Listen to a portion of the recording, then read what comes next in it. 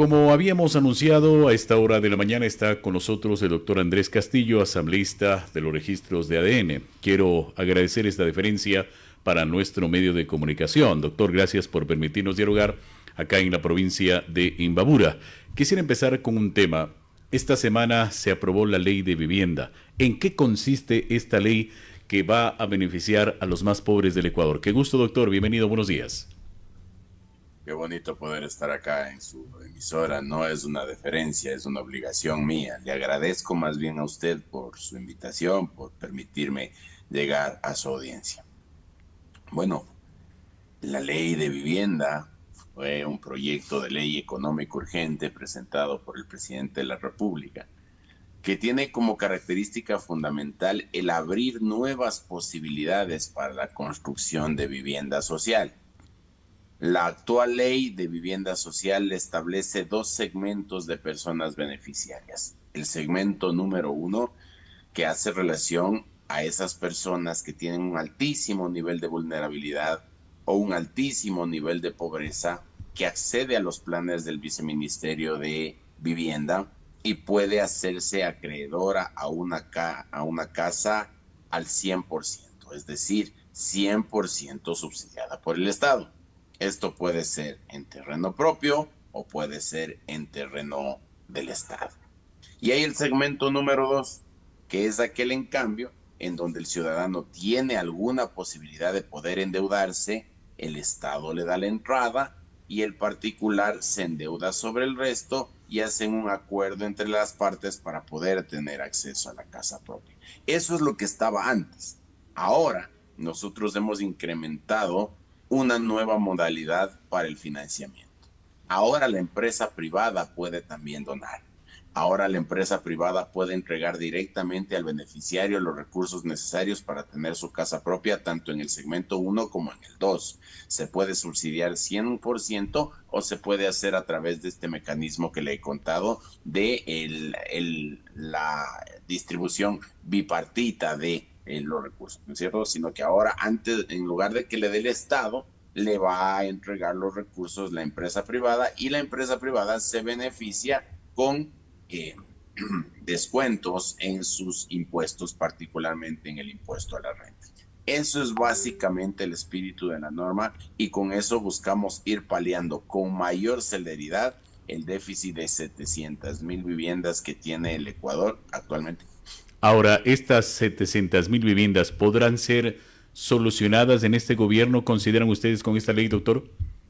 Bueno, estamos haciendo los esfuerzos para que así sea, pero 700,000 viviendas, Leonardo, perdón, estoy un poco afectado en mi garganta. 700,000 viviendas son 2 millones de personas. Es Así es. decir, si que nosotros distribuimos eso entre familias, son 2 millones de personas. Nunca se ha podido estrechar esa brecha. Se ha trabajado, se han hecho esfuerzos, pero no se ha podido llegar. Ahora lo que nosotros queremos es que esto sea un avión de dos motores, que no sea solamente el Estado el que otorgue vivienda, sino también los particulares. Y claro, cuando eso sucede, como que hay un poquito más de eficiencia. Cuando eso sucede, los recursos llegan más rápido. Cuando eso sucede, por supuesto que existe la posibilidad de que se pueda acceder a recursos frescos con mayor diligencia. Entonces, nosotros hacemos una apuesta para que esto ayude a paliar el déficit. Por supuesto que sí, porque es algo que no concluye. Es Así es. decir, cada vez hay más personas que necesitan una vivienda, entran dentro de la población económicamente activa o ya componen sus familias, se van a vivir aparte y la población sigue creciendo y seguimos teniendo ese déficit. Pero lo que buscamos con la ley es que ese déficit se vaya reduciendo lo más que se pueda y sobre todo tener un mecanismo nuevo, distinto, novedoso, creativo que permita a la gente acceder al financiamiento necesario para poder tener Doctor su casa. Castillo, ¿cuál ha sido la respuesta del sector privado, de los constructores del país? Le pregunto esto porque muchos señalan que la crisis económica ha afectado mucho también a este sector, doctor. Bueno, la industria de la construcción es una industria muy importante para la generación de empleo, porque ahí usted tiene albañiles, carpinteros, plomeros, cerrajeros, metalmecánicos, ingenieros, arquitectos, administrativos, etcétera. Entonces, al tomar una medida que incentive la construcción, sin duda alguna que esto mejorará en cuanto a los que hacen la vivienda. Pero en cuanto a los que financian, sí habrá que seguir trabajando fuertemente a que haya conciencia de lo importante que es apoyar a nuestra gente para la construcción de vivienda. Yo quiero contarle un caso análogo. La ley del fortalecimiento de las Fuerzas Armadas que aprobamos asimismo como económico urgente hace meses atrás, tenía exactamente el mismo espíritu, es decir, que haya la empresa privada que done a nuestras Fuerzas Armadas y a nuestra Policía Nacional material logístico debidamente catalogado para que eso implique una rebaja en los impuestos que tienen que pagar. Y ya hace 8 días en la ciudad de Quito se entregó al país 190 patrulleros, casi 2.000 radios de comunicaciones y cerca de 80 o 90 baterías para vehículos por parte de la empresa privada. Entonces, eso evidencia que este tipo de leyes manejadas desde ese lado de la iniciativa permiten tener acceso a recursos frescos suficientes y rápidos. Y mire usted, y ahora mismo se están distribuyendo esas camionetas en los barrios, en las parroquias para el patrullaje y esas cosas. Yo espero que así mismo suceda con la vivienda. Cada cual puede aportar como quiere, obviamente teniendo el control del Estado, obviamente teniendo el control del beneficiario y por supuesto cumpliendo con los incentivos que se les da a las personas por haber apoyado con la construcción de la vivienda y el aporte económico que se da para ese fin. Doctor Castillo, creo que es importantísimo estas leyes que se han aprobado en la Asamblea Nacional, pero ¿cómo entender que un sector político no se inserta en este tipo de proyectos y que lo único que han hecho es, pues, permítame el término, denigrar, oponerse a este tipo de situaciones que para la gran mayoría de ecuatorianos preocupa, más aún cuando que estas leyes van a permitir el cambio en esta guerra que tenemos, como ha señalado el presidente de la República, a nivel nacional por el combate a la delincuencia, a la inseguridad, al narcotráfico, y que no haya gente que se inserte en estos proyectos? ¿Cómo lo ve esta lectura usted, doctor? A mí ya no me coge de nuevo, Leonardo. Créame, yo ya estoy cerca de un año en la Asamblea, pero parece como que estuviese estado 5 minutos, pero debajo del agua, porque con la revolución es una cosa desesperante, es decir, hacemos la ley de lavado de activos, se aprueba sin el voto de la revolución. Hacemos la ley de extinción de dominio, se aprueba sin el voto de la revolución. Hacemos la ley de fortalecimiento de las Fuerzas Armadas, se aprueba sin el voto de la revolución. Hacemos la ley de inteligencia, se aprueba sin el voto de la revolución.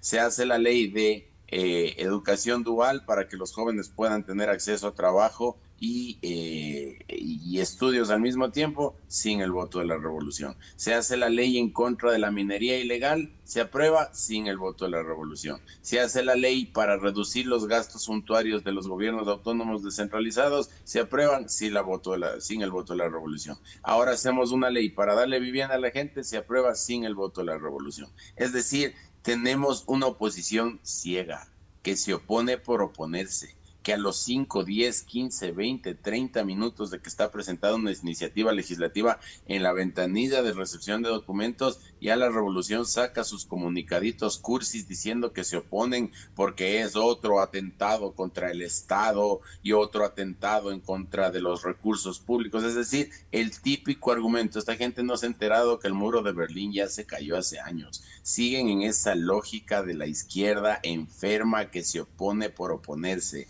Esa lógica de la izquierda que cree que todo tiene que ser por dentro del Estado y nada fuera de este, es decir, esa dinámica de Mussolini a la hora de manejar el Estado. Entonces, nosotros más bien buscamos ser amigables con la empresa privada porque somos gente práctica.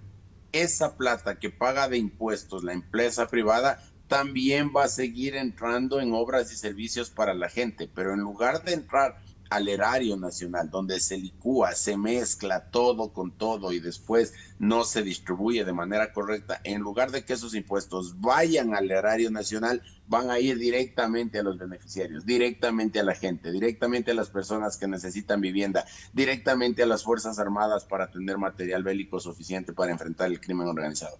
Pero eso a la revolución no le gusta. A la revolución lo que le gusta es hacer como manejaron el terremoto de Manabí. 3 puntos más del IVA que entra al erario nacional y a partir de ahí comenzar a robarse todo, como hicieron en Manabí. Es decir, en esa provincia ya hemos cumplido 10 años, se cumple este 16 de abril, 10 años del terremoto y había familias que hasta hace nada seguían viviendo en carpas, porque no fueron capaces de invertir la plata que nos sacaron a todos los ecuatorianos con el incremento del IVA en la reconstrucción de lo prioritario, hospitales, casas, escuelas, etcétera. Se pusieron a hacer parquecitos, se pusieron a hacer parterres, se robaron la plata de algunos proyectos y claro, nosotros no estamos con esa jugada y a ellos no les gusta porque ve que la gente reacciona positivamente frente a estas iniciativas y eso hace que ellos retrocedan en sus opciones electorales. Doctor, no puedo dejar de preguntarle, usted es un referente político en los actuales momentos, si bien es cierto usted representa al oficialismo, pero ¿cómo ve el tema de la institucionalidad? El tema del Consejo de la Judicatura, del Consejo de Participación y Control Social, el tema de la Corte Nacional de Justicia, que para muchos de los ecuatorianos se necesita justamente que sean instituciones transparentes. ¿Se ha podido ya lograr, considera, o este va a ser un proceso a mediano, corto o largo plazo? ¿Cómo lo ve, doctor? Va a ser de largo plazo.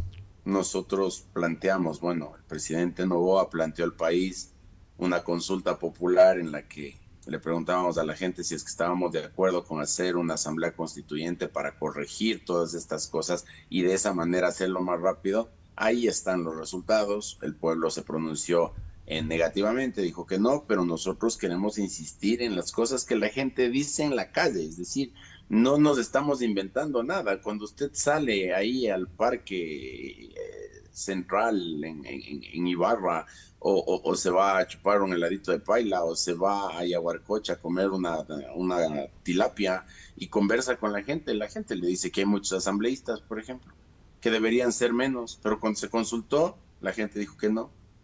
La gente dice que ese Consejo de Participación Ciudadana no sirve para nada, que es una alcahuetería, que no tiene ninguna funcionalidad, ninguna representación democrática, ninguna legitimidad, y cuando se consultó que se le quite funciones, la gente dijo que no. Pero habrá que ver si es que en realidad la gente dijo que no a las preguntas o dijeron que no a algún otro factor. Entonces nosotros creemos que ese Consejo de Participación Ciudadana, por ejemplo, es una institución que no abona a la democracia. No puede ser, Leonardo, no puede ser, amigo querido y amigos que nos escuchan a través de esta emisora. No puede ser que ya vayamos un año sin fiscal general de la nación. La señora Diana Salazar concluyó sus funciones en el mes de abril del año pasado y hasta ahora no se ha elegido uno nuevo. Hay un montón de instituciones que han tenido autoridades prorrogadas por años, o si no vamos a ver lo que pasó con la Contraloría después de que salió el señor Celi.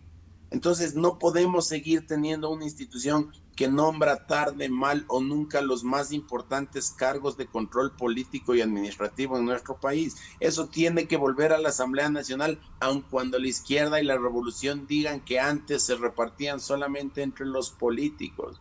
Oiga, cuando ellos elegían las autoridades teníamos gente como el señor Polit, que tenía 100 sobre 100 en la calificación y vaya a ver dónde está ahora. Ahora, doctor, la Corte Constitucional, doctor, ya se pronunció sobre esta consulta que se hizo del Consejo de Participación y Control Social. ¿Consideraría usted que debería ya consultarse al pueblo o cuál sería justamente pues la forma de darle trámite a esta respuesta de la Corte Constitucional en lo que corresponde al Consejo de Participación y Control Social? Bueno, hay luz verde en torno a ese tema. En buena hora la Corte al fin se dio cuenta de que eso es una institución absolutamente tumoral para la democracia. Nosotros desde la Asamblea estamos listos para hacer las enmiendas constitucionales correspondientes en esa materia. Estamos listos para hacer toda la normativa legal correspondiente que desarrolle cualquier principio constitucional. Simplemente es cuestión de ejecutar. Ahora mismo No le tengo una respuesta de cuándo será, porque la Asamblea es una institución compuesta por 151 legisladores, 12 comisiones legislativas, un CAL, un presidente, y yo soy un operario más, un asambleísta más, un modesto servidor más de la Asamblea. Pero yo creo que esto habrá que darle rapidez al mismo tiempo de lo que estamos trabajando en el tema de seguridad. Es otro tema fundamental, porque sin institucionalidad el Estado navega a la deriva, y nosotros creemos que debemos tener un Estado fuerte, sí, pero fuerte para regular, no fuerte para controlar. De aquí el Consejo de Participación Ciudadana se convirtió en un mecanismo de control desde el Ejecutivo para nombrar a sus amigos como miembros de los organismos de control. Nosotros no queremos eso, nosotros queremos que sea más democrático y más abierto el proceso de selección de funcionarios de control. ¿Cuál es su criterio, doctor, sobre este adelanto de las elecciones para el 29 de noviembre, donde ha puesto a correr a los movimientos y partidos políticos y otros que se sienten prácticamente perjudicados, doctor? Yo tengo dudas en torno al asunto y yo no tengo ningún inconveniente en decirlo. No voy a defender bajo ninguna circunstancia la posición del Consejo Nacional Electoral, porque es otra función del Estado. Y yo entiendo el principio republicano de la división de funciones, pero creo que el CNE está obligado no solamente a cambiar la fecha o a cambiar el calendario, sino a dejar clarito explicado al pueblo ecuatoriano y debidamente sustentadas las razones de el movimiento de las elecciones, porque las elecciones se sustentan en la confianza, el Estado se sustenta en la confianza ciudadana, y si es que hay sectores que ahora, para justificar su incapacidad, su mediocridad, su falta de organización, quieren trasladar esto a que es una idea del presidente de la República o de Carondelet en el marco de un proceso dictatorial, prácticamente están bien equivocados. Yo no voy a defender la posición del Consejo Nacional Electoral, que lo defiendan ellos, pero sí quiero dejar claro que ADN es una organización que entra exactamente en la misma competencia, entramos exactamente en las mismas carreras, en los mismos apuros, en las mismas movilizaciones a la interna, porque todos vamos a participar el mismo día, no es que unos participan en noviembre y nosotros participamos en febrero, todos en los mismos días.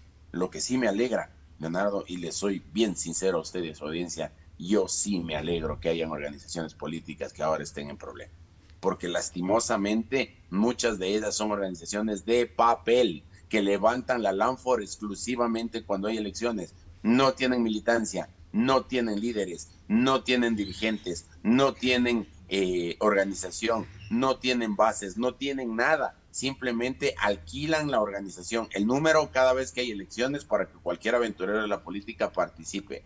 Ahora les va a tocar correr.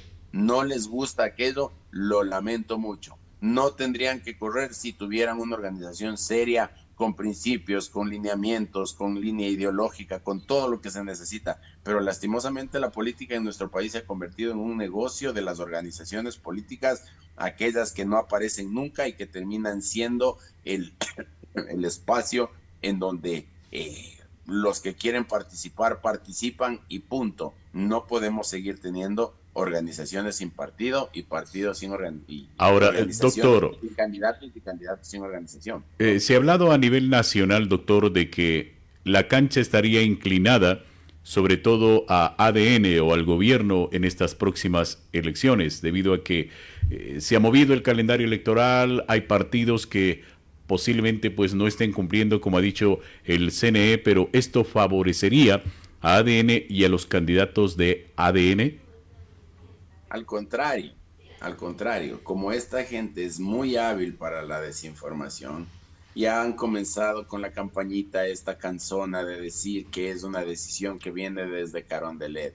No es una decisión que viene desde Carondelet. A nadie nos deja en una posición cómoda, Leonardo, y eso hay que entender. Es decir, nosotros también tenemos que buscar candidatos, nosotros también tenemos que hacer elecciones primarias, nosotros también tenemos que ajustarnos al calendario electoral, nosotros también tendremos que hacer campaña en los mismos momentos. Pero mire, yo si en algo puedo abonar a lo que ha dicho el CNE, que insisto, no defiendo su decisión, pero tengo criterios en torno al tema. Si es que nosotros tenemos ya ahora mismo cerquita un proceso electoral en donde probablemente existan problemas de clima, si es que no se cambia el proceso o la fecha, y en los días de las elecciones vienen las inundaciones, no se puede votar el 14 de febrero, hay problemas, ahí seguramente los mismos que hoy se quejan dirán, ¿por qué no previeron esto y no adelantaron las elecciones viendo que iba a llover como iba a llover? Es decir, aquí es palo porque bogas, palo porque no bogas. A mí me importa muy poco, Leonardo, y usted sabe, me conoce, o quizás me ha visto, yo no tengo filtros para hablar, yo no tengo problema en decir las cosas. Hermano, a mí no me vengan con el cuento de que por el 14 de febrero es que están moviendo porque hay que... No, no, no, no. Que se les amargue nomás el paseíto a los que tenían algo el 14 de febrero. Que se les amargue nomás el romance a los que tenían algo el 14 de febrero. La democracia está por encima. Pero si es que el problema está en que no van a haber las condiciones para que haya una campaña en donde los candidatos lleguen a la gente, puedan caminar con la gente, puedan llegar con sus planes, puedan llegar con sus proyectos, puedan debatir, adelanten o retrasen, pero démosle a la gente las condiciones de poder ejercer su derecho a elegir, que es más importante que el derecho a ser elegido. Esto debemos tener claro, la democracia se sustenta en el derecho a elegir y a ser elegido. Y ahorita lo que están preocupados son aquellos que quieren ser elegidos diciendo que van a tener que correr. Bueno, ¿y la gente que elige? No vamos a pensar en ellos, en que tengan la posibilidad de tener la suficiente información y saber a quién eligen y para qué lo eligen, porque esa decisión influirá en las ciudades, cantones y provincias de nuestro país por los próximos 4 años. Así es. Una última pregunta, doctor. ¿Andrés Castillo es el potencial candidato a la alcaldía de Quito? No lo sé, me gustaría, sí. Mi nombre ha sonado también. Tengo la decisión, tengo la voluntad, pero yo soy un tipo de partido. Yo soy un tipo profundamente disciplinado. Si mi organización política me respalda, estaré. Si mi organización política respalda a otro compañero, lo apoyaré yo también. Yo creo que esa es la democracia, esa es la disciplina partidista. Yo me someto a las decisiones del partido. Cuando creo que no están correctas, también lo digo a la interna, pero de mi parte no van a haber jamás una lógica de fraccionamiento ni cosas por el estilo. ¿Me encantará servir a mi ciudad? Sí. ¿Me encantará participar en las elecciones? También. Pero todavía no hay decisiones y mientras no las haya, yo no anuncio absolutamente nada para no generar falsas expectativas a nadie. Correcto. Doctor, quiero agradecerle y reconozco su presencia en nuestro medio de comunicación.